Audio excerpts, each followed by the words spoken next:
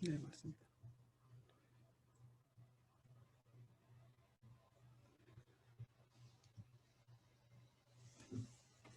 네, 안녕하세요. 저는 스마트 MTM이라는 이제 부산에 있는 회사에서 팀장으로 근무하고 있는 김명길입니다.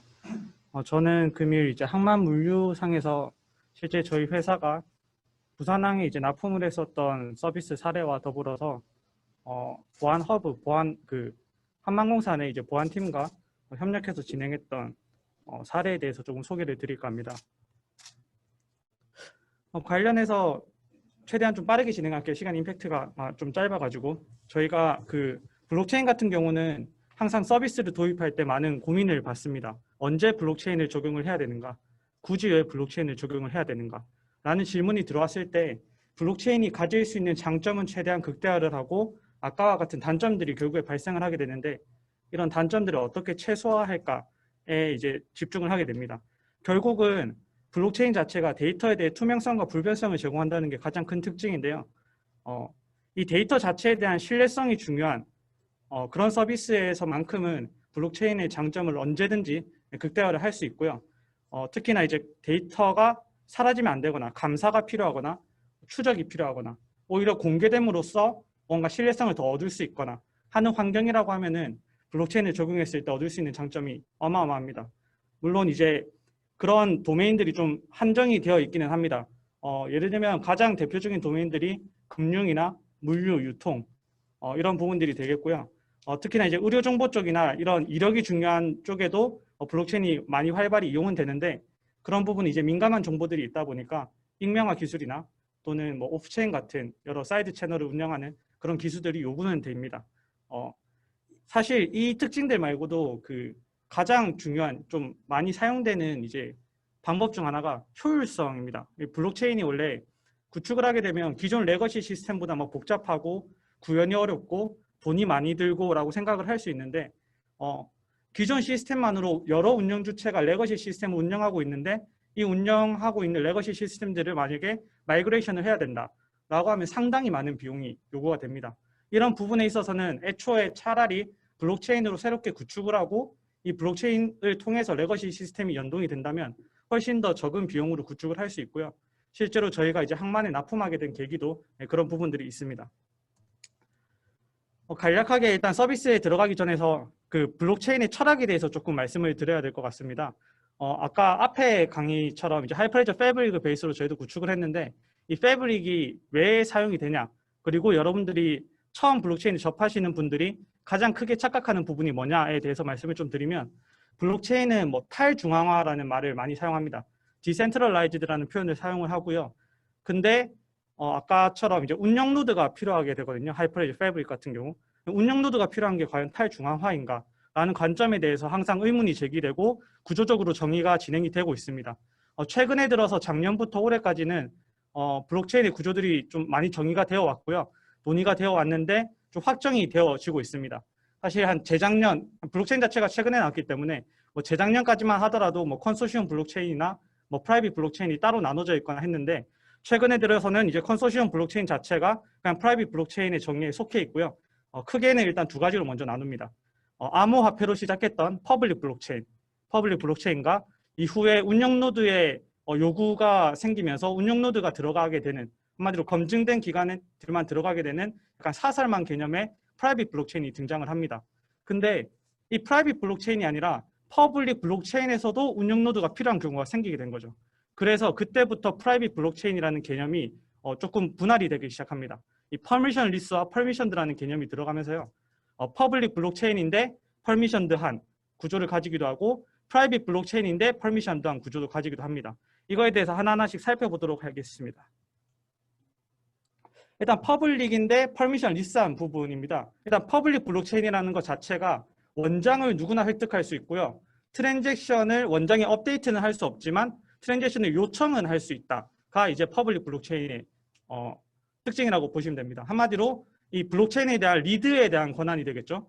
이 퍼블릭 블록체인은 리드에 대한 권한, 퍼미션리스라는 의미는 누구나 합의 알고리즘에 참가를 해서 라이팅, 원장에 업데이트하는 합의 과정을 수행할 수 있다라고 보시면 됩니다.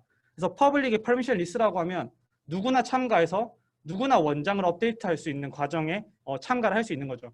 한마디로 가장 쉬운 이제 가장 초기에 발생한 암호화폐들, 비트코인이나 이더리움 뭐 등등이 전부 다 해당이 되겠죠. 이런 상황 속에서 이제 이 합의 알고리즘 자체가 트러스트 리스한 상황, 한마디로 이제 악의적인 노드가 있더라도 상관이 없고 어떻게든 추가적인 네트워크상의 룰을 통해서 해결을 하게 되는데 그 과정이 누구나 참여를 할 수 있다라기 때문에 서로가 서로의 합의를 독립적으로 수행할 수 있게끔 구축이 되어야만 합니다. 수십 개, 수십만 개의 노드가 참가하기 때문에 그런 이제 복잡한 합의 알고리즘 때문에 POW나 뭐 POS 합의 알고리즘들을 주로 사용을 하고요. DPoS 합의 알고리즘에 의해서 속도는 조금 개선이 되었다고는 하지만 아직까지는 현장 응용 서비스 레벨에서 사용하기에는 조금 힘든 단점이 있고요. 특히나 이제 뭐 비트코인이나 이더리움 같은 경우는 트랜지션 처리 속도가 아주 낮습니다. 실제로 필드에서 써보면 평균 20TPS가 안 나오거든요. 비자가 최소한 2000 정도는 나와야 되고요. 10,000 정도는 쉽게 처리하고 뭐 카카오톡도 10만 정도는 처리를 한다고 알려져 있는데 이렇게야 뭐 20TPS면 사실 사용이 불가능한 정도라고 보실 수 있습니다. 이제 퍼블릭인데 퍼미션드한 개념이 등장을 하게 됩니다.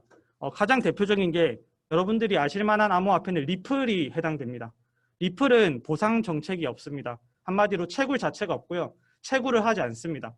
왜 채굴을 하지 않느냐?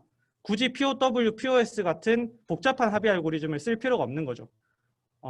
결국에 운용 노드에서 리플이라는 이제 기업이 있고 해당 기업에 의해서 운영이 되는 블록체인 네트워크고요.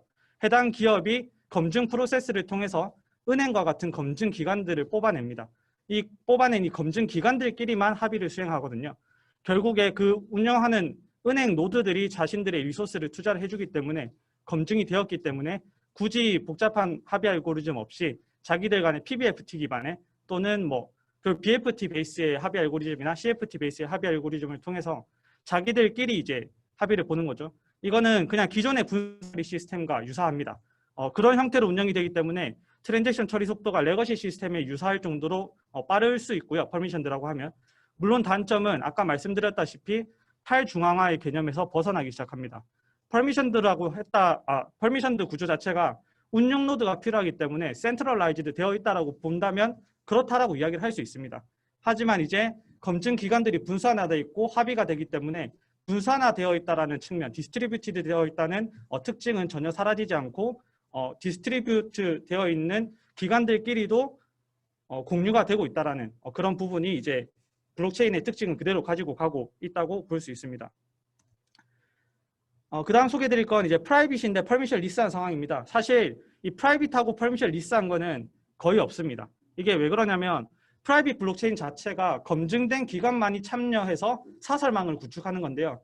그렇게 됐을 때 검증된 기관만이 참여한다는 것 자체가 네트워크 망으로 뭐 차단을 하든지 또는 이제 PKI 그 퍼블릭 인프라스트럭처를 사용해서 이제 검증을 하든지가 될 텐데 이 프라이빗 블록체인 자체를 구축함에 있어서 기관별로 어떤 기관에 권한을 더 주고 덜 주고를 했을 때 더 큰 장점을 가져갈 수 있기 때문에 굳이 프라이빗한 상황에서 퍼미션 리스한 구축을 하지는 않습니다. 물론은 그 철학이나 좀 원하는 목표에 따라서 이렇게 구축을 하는 경우도 있는데요. 그렇게 구축을 한다라고 하면 대부분 그냥 이더리움 네트워크, 오픈소스 네트워크를 사설망에 구축을 해서 노드로 참가를 시키던가 아니면 뭐 LTO라고 하는 네트워크 등을 이제 사용을 해서 구축하는 경우는 있습니다.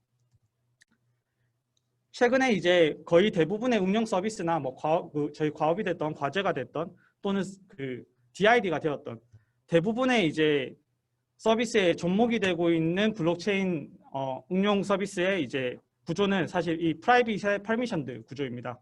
이 뭐냐면 프라이빗 자체 검증된 기관들만이 참가를 하고요. 그리고 그 중에서도 운영 노드들만이 원장을 업데이트하는 형태가 됩니다. 한마디로 기존의 레거시 시스템과 가장 유사한 형태고요. 가장 앞서 있던 것들에 비해서 좀 많이 중앙화되어 있다고 볼 수 있습니다. 사실 이 구조를 사용하게 되면은 이걸 왜 써야 되나라는 문제가 이제 발생을 많이 하게 됩니다. 왜냐하면 중앙화되어 있기 때문에 운영 노드에 의해서 운영이 되면 그냥 중앙 레거시 시스템과 동일한 게 아니냐라는 부분이 있는데 물론 그런 부분들이 있지만 이제 이 블록체인 네트워크 구조를 사용해서 여러 채널을 통해서 데이터 프라이버시를 해결하면서도 이 채널에 참가하고 있는 기관들끼리의 합의를 통해서 채널 내만큼은 블록체인의 특징을 가져가고 불변성과 투명성, 오라클 프로그램이나 신뢰성 같은 문제들을 해결하고 데이터를 동기화하는, 공유하는 차원에서의 효율성을 좀 증가시킬 수 있습니다. 그런 부분들이 되게 큰 장점이 되고요. 사실 그렇다 한들 익명화에 관련된, 민감 정보에 관련된 문제는 남아있게 마련입니다. 이게 블록체인 네트워크 자체에 등록이 된다는 것은 결국에 삭제가 안 되기 때문에 민감 정보 자체를 올리는 것 자체가 아예 그냥 GDPR이나 개인정보보호법에 위배되기 때문에 그런 부분들을 최소화하기 위해서 여러 기술들이 도입이 되고 있고요. 실제로 하이퍼레저 패브릭 같은 경우는 그런 부분을 충분히 인지를 해서 해소할 수 있을 만한 도구들을 다 제공을 하고 있습니다. 이 항만 환경 자체가 되게 많은 운영 주체들이 있습니다. 선사나 뭐 터미널, 운송사, 운송기사, 보안, 항만공사, 막 여러 가지 운영 주체들이 있고 각 주체별로 시스템을 다 따로 가지고 있고 인터페이스가 어마어마하게 복잡합니다. 뿐만 아니라 항만 내 그 환적 시스템을 저희가 구축했는데 이 로직만 하더라도 상당히 많아요. 저희가 제공받은 소스 코드만 40만 줄이거든요. 로직이 구현되어 있는. 그걸 이제 막 다 분해를 해서 저희 컨트랙트로 옮기고 하는 작업들을 할 때 되게 힘들었는데 사실 그 작업 자체가 엄청나게 효율적입니다. 왜냐하면 이 항만 환경 자체가 너무 복잡하고 시스템별로 인터페이스가 다 다르기 때문에 이제 애초에 그렇게 기존의 레거시 시스템들의 인프라들을 이렇게 엮는 것보다는 블록체인을 통해서 단일화된 형태로 구축을 하고 데이터를 동기화하면 큰 장점을 가져가게 되었거든요. 일단은 뒤에 서비스 얘기를 꺼내기 전에 먼저 한번 정리를 조금 하고 넘어가도록 하겠습니다. 보시면 퍼블릭하고 퍼미션드한 구조, 퍼블릭하고 프라이빗한 구조와 퍼미션 리스하고 퍼미션드한 구조 두 개를 나눠볼 수 있습니다. 이 퍼블릭하고 프라이빗한 거는 결국에 블록체인 네트워크의 원장을 얻고 읽기에 대한 권한이라고 보시면 됩니다. 퍼블릭은 검증되지 않은 아무 노드나 원장을 얻고 참여를 할 수 있습니다. 대신에 프라이빗 같은 경우는 검증된 기관, 검증된 노드만이 참여를 할 수 있습니다. 이제 라이팅에 대한 권한은 퍼미션 리스한 구조일 경우 참여하고 있는 노드라면 누구나 합의 과정에 참여할 수 있습니다. 한마디로 퍼블릭하다면 누구나 참여하기 때문에 누구나 라이팅할 수 있고요. 프라이빗한 경우에는 검증된 기관이 참가하기 때문에 검증된 기관들은 다 라이팅을 할 수 있습니다. 이제 반면 퍼미션드 같은 경우는 특별한 운영 노드만이 라이팅을 할 수 있습니다. 그래서 퍼블릭하고 퍼미션드한 경우 검증된 특별한 운영 노드가 라이팅을 하고요. 리플 같은 은행 기관들이 되겠고 이제 프라이빗하면서 퍼미션드한 구조 같은 경우는 하이퍼레저 패브릭처럼 검증된 기관이 참여하고 그 검증된 기관 중에서 운정자 노드에 의해서 라이팅이 진행된다고 보실 수 있습니다. 항만 물류에서는 일단 항만 자체가 그 네덜란드의 로테르담이라는 이제 항만이 있는데 가장 투자를 많이 하고 선진화되어 있습니다. 그래서 그 국제 표준 활동이나 또는 뭐 여러 활동들을 많이 하고 있고 특히나 블록체인 기반으로 많은 로드맵을 정의하고 수립하고 진행을 하고 있습니다. 저희도 여기를 일단 팔로우업을 해서 따라갈 수밖에 없는 상황이고요. 일단은 4단계가 다 구축된 건 아니고 그 로테르담 내에서도 지금까지 올해 해서 내년까지 아마 3단계고 올해까지 2단계 정도가 완료된 걸로 제가 이제 파악을 했습니다. 저희가 구축한 이제 부산 항만 내 환적 시스템 같은 경우도 2단계까지 구축을 완료를 했고요. 항만 로드맵을 잠깐 보시면 1단계 같은 경우는 주체들의 디지털화, 지금 현재 레거시 시스템이랑 동일하다고 보시면 되고요. 2단계부터 블록체인 네트워크를 통한 데이터 동기화, 3단계부터 스마트 컨트랙트와 스마트 컨트랙트 간의 연계, 스마트 컨트랙트와 레거시 시스템 간의 연계가 진행이 되고 4단계부터는 모든 항만들의 블록체인 간의 연계라고 보시면 될 것 같습니다. 이 블록체인과 블록체인 간의 연계도 많은 이슈들이 생기고 있고요. 저는 그쪽으로도 계속 연구를 같이 진행할 예정입니다. ITT 같은 경우 일단은 가장 큰 문제가 그 전자문서 시스템 부분에 있어서 큰 문제가 있었습니다. 실제로 문서가 디지털화 되어 있지 않고요. 프린팅된 문서가 되겠고 이 프린팅된 문서가 뭐 팩스나 이런 걸로 진행이 될 뿐더러 선사에서 발생한 요청한 데이터, 운송기사 어떤 사람이 A 터미널에서 B 터미널로 환적을 해달라는 정보가 터미널과 운송사한테 실시간으로 공유되는 게 아니라 그냥 문서로 진행이 됩니다. 운송기사한테 주고 데이터에 대한 동기화 자체가 동작을 안 하는 거죠. 왜 그러냐면 너무 많은 운송사와 너무 많은 터미널들이 있는데 해당 시스템별로 다 맞춰줄 수가 없기 때문이에요. 결국에 하나의 로컬화된 또는 공유할 수 있는 데이터 이제 베이스 같은 것들이 하나가 필요한데 결국에 이거를 블록체인으로 해결을 하자, 데이터 공유를 라는 측면에서 저희가 접근을 했고요. 실제로 문서를 처리하는 거는 가운데 이제 중개 회사가 있는데 이 해당 중개 회사의 시스템을 저희가 대체하는 방향으로 진행을 하고 있습니다. 이 중개 회사 같은 경우는 돈을 받고 시스템 인터페이스를 연결해주는 회사가 되겠습니다. 저희는 그 스마트 컨트랙트 베이스로 해서 실제 환적 시스템을 구축을 했고요. 관련해서 데이터 프라이버시 이슈가 좀 많이 발생을 했었습니다. 아까 말씀드렸다시피 운영 주체가 너무 많다 보니까 그 하이퍼레저 패브릭의 채널들이 상당히 많게 구현이 됐고요. 약 한 150개 정도의 채널, 한마디로 150개 정도의 블록체인 네트워크가 구축됐다고 보시면 됩니다. 하나의 인프라에 150개 정도의 블록체인 네트워크를 구축한 이유는 아까 말씀해 주셨던 투명성에 대한 문제죠. 다른 터미널이 내 터미널에 대한 정보를 보지 않게 하기 위해서는 이 터미널을 제외한 나머지끼리 네트워크를 구축을 해야 되기 때문에 이 서브 네트워크 개념으로 저희가 채널 단위로 구축을 진행을 했습니다.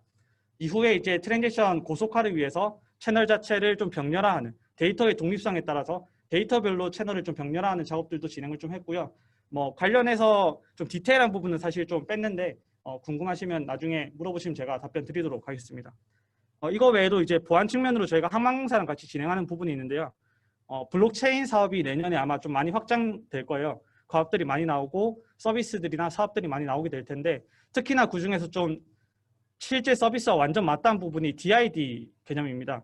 실제 SSI라고 해서 지금 OS 2.0으로 진행되고 있는 로그인 시스템들이 이제 핸드폰 안에 내 주권을 넣는 SSI 자기 주권 증명으로 넘어가게 되는데 이 과정상에서 블록체인과 연계된 DID 시스템으로 구축을 했을 때 상당히 큰 강점을 가지거든요. 그래서 저희는 이제 DID를 베이스로 해서 실제 부산항에 출입을 할 때 출입 인증 인가를 하고 사용자를 추적하고 관리하는 시스템도 같이 구축을 해서 납품을 진행을 하고 있습니다. 저희가 ITT 쪽 블록체인 플랫폼인데요. 시간이 없으니까 디테일한 설명을 좀 생략하도록 하겠습니다. 일단은 블록체인의 초기 구조에서부터 이제 항만물류에서 어떻게 적용했는지에 대해서 간략하게 좀 설명을 드렸고요. 데이터의 프라이버시에 대한 이슈는 그래도 아직 남아 있습니다. 왜냐하면 결국에 항만 내에 DID를 한다고 했을 때 출입증 내에 사용자의 핸드폰 번호 같은 게 들어가게 된다면 블록체인상에 DID 다큐멘트를 올릴 수가 없거든요. 그런 부분들은 JKP, 제로 날리지 프루프라고 하는 좀 데이터 자체를 공개하지 않더라도 이걸 검증할 수 있는 알고리즘이 있습니다. 해당 ZKP 같은 경우 Z캐시나 이더리움에서 활발히 진행을 하고 있는데요. 저희도 이런 개념들을 좀 DID에 같이 적용을 해서 연구를 진행할 예정입니다. 질문 받도록 하겠습니다. 혹시 질문 있으신 분 계신가요? 질문이 있는데 네. 일단 항만 물류 같은 경우에는 데이터베이스가 굉장히 많잖아요. 맞습니다. 사실 근데 채널의 네트워크를 쪼갰다고 해도 이게 블록체인이기 때문에 아까 말씀하신 것처럼 이런 데이터 관리적인 측면에서 여러 가지 이슈도 있습니다. 네. 그러면 지금은 레거시 DB 없이 그냥 폼으로 지금 블록체인을 다 일단은 이게 블록체인 네트워크 전체적으로 봤을 때는 원장이 상당히 많고 이 데이터가 쌓일 거라고 생각을 하실 수 있는데요. 이 터미널 하나라고 가정을 했을 때 이 터미널은 자기 터미널에 대한 정보만을 블록체인으로 관리를 하게 됩니다. 한마디로 내 터미널이 참가하지 않는 블록체인에 대한 정보를 하나도 가지고 있지 않게 되는 거죠. 한마디로 결국에는 기존의 데이터베이스에 비해서 증가량이 얼마 되지 않습니다. 증가되는 양은 해당 데이터베이스의 해시 데이터 정도만 증가가 되게 되고요. 실제로 기존의 데이터베이스에 비해서 어마어마하게 증가하거나 하는 문제가 없었기 때문에 실제로 터미널에 납품을 할 때도 원장에 대한 크기는 부담이 전혀 없었고 실제로 블록체인 네트워크가 쌓일 때 한 터미널당 1년에 한 300MB 정도가 쌓이는 수준이더라고요. 그러니까 결국에는 충분히 감당이 가능한 정도였습니다. 혹시 다른 질문 계신가요? 없으면 박수 부탁드립니다. 네.